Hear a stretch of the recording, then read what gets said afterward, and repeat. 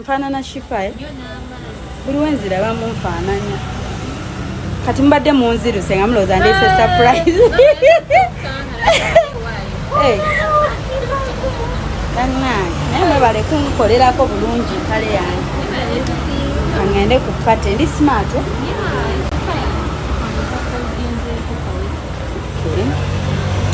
Shifa kiroto kyantiisa. Kiroto kyantiisa.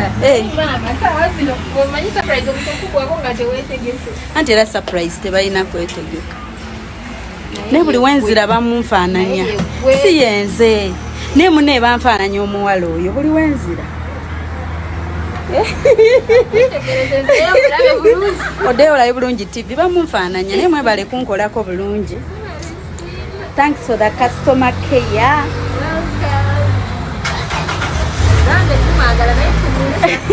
Mumutya